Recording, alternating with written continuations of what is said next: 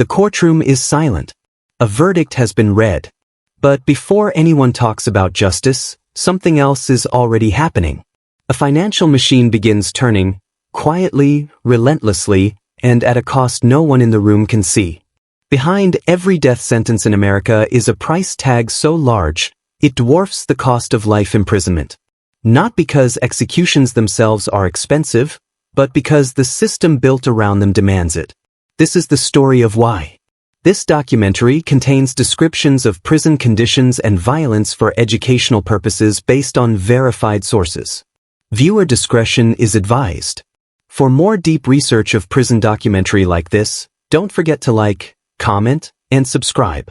Across the United States, states continue to fund a punishment that many lawmakers insist is simpler, faster, and cheaper. But the data from decades of criminal justice research, from federal agencies, state auditors, and legal psychology experts, paints a different picture entirely. Capital punishment requires a unique legal process. A process shaped by trauma, high stakes, and a human mind wired to avoid irreversible error. A process that turns every step, investigation, jury selection, psychological evaluation, appeals, into something far more complex than the public ever realizes.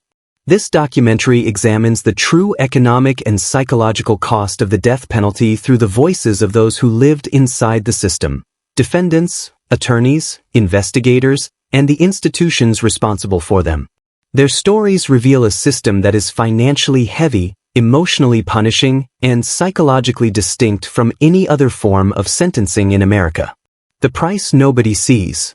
The first time Marcus Henderson heard the phrase, capital case, he didn't understand what it meant. He only understood the way the detectives suddenly changed their tone. What had been a routine homicide investigation became a full mobilization. Every detail checked twice, every confession scrutinized, every piece of evidence processed with unusual intensity. Marcus later said that before he even reached trial, the process felt different. There were more meetings with lawyers, more experts asking questions about his childhood, more investigators interviewing people he hadn't seen since elementary school. Everything was under a microscope. That shift wasn't accidental. It was structural. Death-eligible cases require thousands of hours of preparation from both sides, prosecution and defense, before a jury ever hears a word of testimony. Psychologists trained in trauma analysis evaluate the defendant's mental state. Mitigation specialists reconstruct decades of life history. Investigators chase down old records, distant family members, forgotten witnesses. Every stage becomes amplified. And every amplified stage becomes expensive. State audits across the country have found the same pattern. When the possibility of execution enters a courtroom, budgets surge. Trials stretch longer. Jury selection alone can take weeks. And the emotional pressure on everyone involved, from attorneys to mental health consultants, grows heavier as the consequences of error become irreversible. Marcus wasn't a statistic. He was a human case study inside a system built around fear of finality. A system designed to avoid mistakes but shaped by the psychological weight of knowing that one misstep could end a life. That fear drives cost. That cost shapes the process. And that process is only beginning. Why capital trials expand? Before a capital trial begins, the justice system shifts into a higher gear.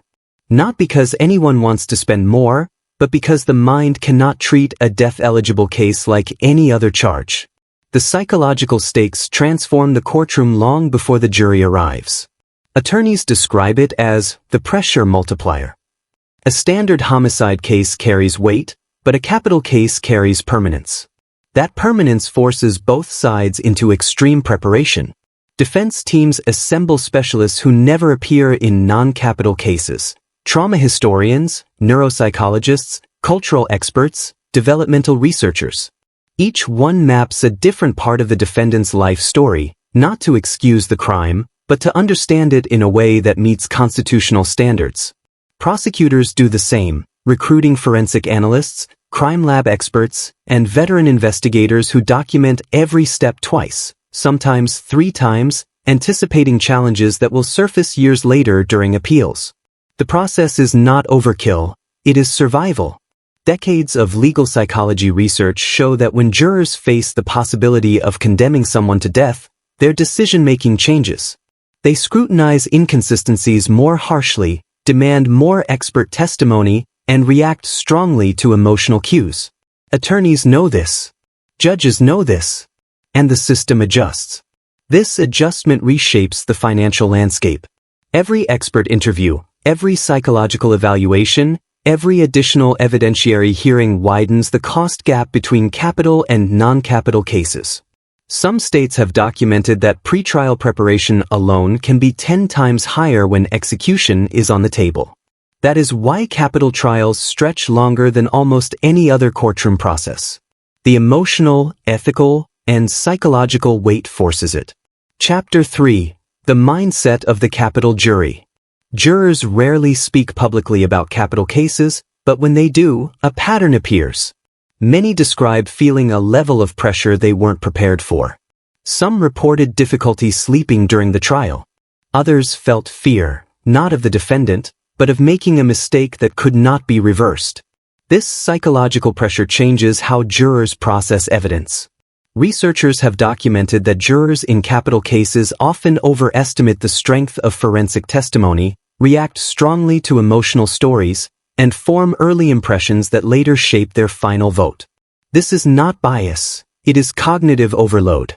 When human beings confront irreversible decisions, the brain searches for certainty even when clarity is impossible. Attorneys understand this, which is why both sides invest heavily in expert witnesses who can simplify complex science, trauma histories, or forensic patterns in ways jurors can trust. By the time the jury reaches a verdict, the financial cost has already multiplied through hundreds of hours of preparation aimed solely at shaping the mental environment inside that jury room. And yet, even after the verdict, the system is only halfway through the financial journey. The appeals machine. Once a death sentence is handed down, the courtroom closes, but the system does not slow down. It accelerates. Every capital case triggers a long, mandatory appellate process designed to prevent irreversible error. This is not optional. It is a constitutional safeguard developed over decades of documented mistakes across the justice system. Appeals in death penalty cases are different from all others because every detail must be re-examined. Defense strategy, forensic procedures, jury instructions, mental health evaluations, even the conduct of investigators years earlier. Entire teams of attorneys review thousands of pages of transcripts and evidence. Court-appointed experts reanalyze psychological assessments to confirm that trauma, brain injury, or mental illness were properly considered. State audits show that appeals are often the single most expensive phase of a death penalty case. They can stretch for 10, 15, or even 20 years, not because anyone wants delays, but because the legal standard for finality is extraordinarily high. During this period, attorneys describe a constant background tension, a sense that the stakes never decrease. Every filing feels urgent. Every deadline carries emotional weight. One oversight can determine whether someone lives or dies. This pressure shapes the work pattern of appellate teams. They double-check arguments. They hire additional forensic and psychological specialists. They revisit the entire life history of the defendant in case something was overlooked. The more intense the scrutiny, the higher the cost. But the appeals process is also the phase where cracks in the original case most often appear. And sometimes, those cracks widen into something far larger. When cases break open. Not all death penalty cases survive the long journey through appeals. Some unravel. Years after the verdict, witnesses recant. New forensic standards expose flawed scientific testimony. Trauma histories, overlooked or misunderstood during trial, come to light when mental health experts review old files with updated methods. Sometimes, entirely new evidence surfaces, revealing investigative errors that were invisible at the time. For inmates, this period is emotionally unstable. They live in a psychological suspension, trapped between a past verdict and an uncertain future. Some describe the appeals years as a second trial, except this time, they are older, more aware of the stakes, and surrounded by fewer people. One former Capitol inmate, Daniel R. said his appeals process forced him to relive a lifetime of trauma. Every evaluation brought new questions about events he had spent decades trying to forget. The emotional burden built slowly. Interviews, assessments, revisiting childhood records, confronting histories of abuse or neglect. For attorneys and experts, Daniel's case was a vivid example of why appeals cannot be rushed. As one psychologist put it, a person's life story becomes evidence. And you can't understand a life in a single year. That psychological truth is part of what makes death penalty appeals so costly. They require time, depth, and a precision that the justice system cannot shortcut. But what happens when new evidence does more than raise questions? When it threatens the entire foundation of a conviction? The financial cost spikes. And the emotional cost becomes immeasurable. When the system must start over. When new evidence surfaces in a capital case, the impact is not limited to a single courtroom.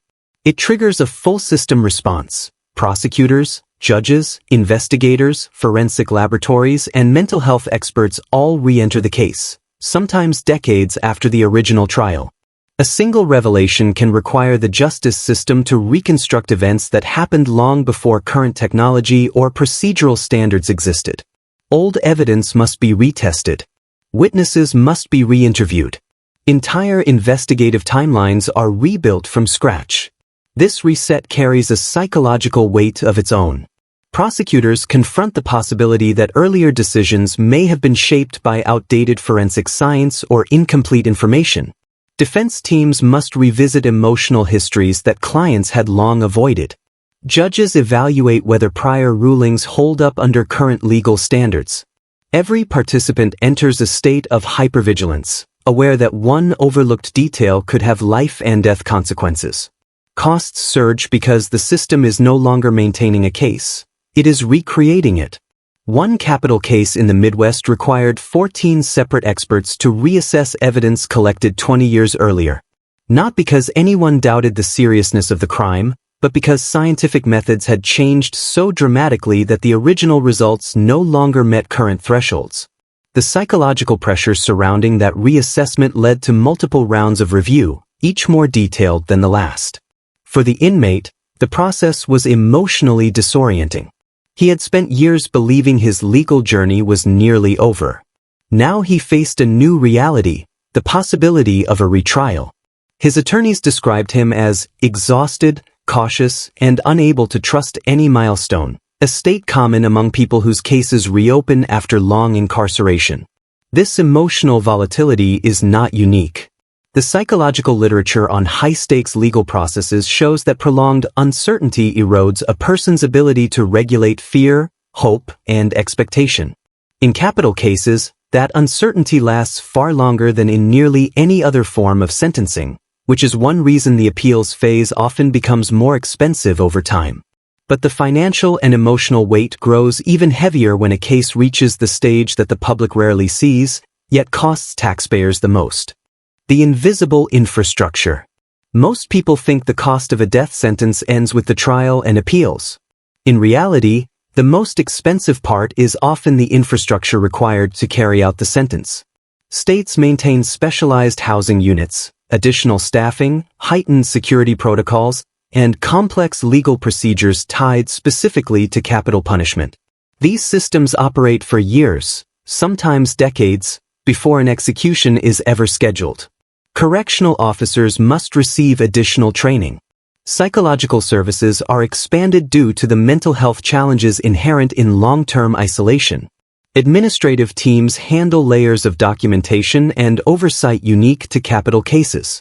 This infrastructure operates continuously, regardless of how many executions actually occur. Several states have reported spending hundreds of millions maintaining death row housing even during periods when no executions were carried out. The expense is not tied to action, it is tied to maintenance. Inmates living under these conditions experience a psychological environment that differs sharply from general population prisons. Researchers have documented increased rates of anxiety, hypervigilance, disrupted sleep, and difficulty forming future-oriented thinking. Each of these symptoms requires consistent mental health monitoring, which adds to operational costs. The financial structure becomes a loop. The psychological toll requires more services, and the services themselves increase the cost of the system. This infrastructure is the most hidden part of the death penalty economy, a cost that taxpayers rarely see and that state budgets struggle to justify. But there is one more layer that merges economics, psychology, and human decision-making, the moment when officials must determine whether to move forward with an execution. The final decision point. When a death penalty case reaches the final stage, the financial and psychological weight converges into a single moment. A state must decide whether to carry out the sentence. This decision is never simple. Governors review case histories that span decades. Attorneys general examine new challenges that might arise during litigation. Corrections officials prepare protocols that must comply with evolving legal and medical standards. Every department operates with heightened caution, knowing that mistakes generate national scrutiny and long-term legal consequences. Even the logistics carry hidden costs. States must secure medically trained personnel, specialized equipment, and updated procedural documentation. Each step must be flawless, not only legally but ethically, because the margin for error is non-existent. The psychological pressure on staff is well documented. Corrections personnel involved in the final stage often report increased anxiety, emotional conflict, and difficulty reconciling professional duty with personal belief. This internal tension contributes to staff turnover, additional training costs, and expanded mental health support within facilities. For the inmate, the final decision phase can trigger a complex mix of resignation, fear, and emotional detachment. Long-term psychological studies show that when a person faces a fixed endpoint after years of uncertainty, their coping mechanisms shift dramatically. Sleep cycles deteriorate. Future-oriented thinking collapses. Mental health becomes fragile. This emotional turbulence affects everyone around the case: family members, legal advocates, corrections staff, turning the final decision into a deeply human event wrapped in a tightly controlled bureaucratic process. And in many cases, even when the system moves toward an execution date, last-minute appeals, new evidence, or procedural challenges can halt everything again. The financial meter continues running. The cost of a system that never slows down. Across decades of research, one truth consistently appears. Death penalty systems cost more because they cannot stop moving. Every case remains active, legally, administratively, psychologically, for as long as the sentence exists. Capital cases require expanded investigations, specialized jury selection, decades of appeals, long-term isolation housing, continuous psychological monitoring, high-security staffing, updated medical and legal protocols, layers of oversight unique to capital punishment. These costs are not tied to guilt or innocence. They are tied to the finality of the punishment. The justice system spends more because the stakes demand it. Researchers and state auditors across the country have shown that life imprisonment, even with decades of housing and care, remains significantly less expensive than the layers of protection built into a death sentence. The irony is powerful.